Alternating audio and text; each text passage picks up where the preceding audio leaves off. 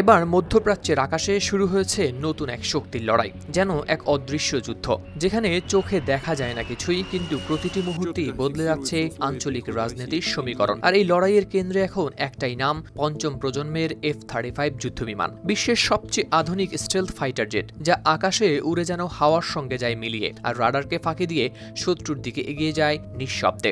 মধ্যপ্রাচ্যের অন্যতম পরাশক্তি সৌদি আরবও বহুদিন ধরেই চেয়েছিল এই F-35 যুদ্ধবিমান, কিন্তু যুক্তরাষ্ট্রের বিগত প্রশাসনগুলো এতদিন হাঁটেনি সে পথে, যার মূলে ছিল ইসরায়েলের তীব্র আপত্তি। কিন্তু এবার বদলে গেছে সেই পরিস্থিতি।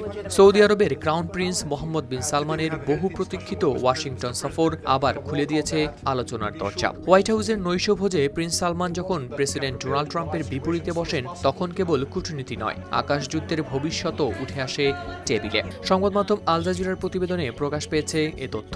এখন প্রশ্ন হচ্ছে, সৌদি আরব কেন কিনতে চায় এই F-35 যুদ্ধবিমান? সৌদি আরবের এই F-35 নিয়ে আগ্রহের পেছনে রয়েছে বহু স্তরের হিসেব নিকেশ। কারণ তাদের একদিকে আঞ্চলিক প্রতিদ্বন্দ্বী ইরান, অন্যদিকে বর্বর দখলদার রাষ্ট্র ইসরায়েল, আবার ইয়েমেনের হুতিদের সঙ্গে এখনও পুরোপুরি শেষ হয়নি সংঘাত। তাই রিয়াদ মনে করছে আগেভাগে শত্রুর নড়াচড়া জানা, তাদের প্রতিরক্ষা ভেঙে ঢুকে পড়া আর আকাশে আধিপত্য বজায় রাখা এখন আর বিলাসিতা নয়, এটি বেঁচে থাকার কৌশল।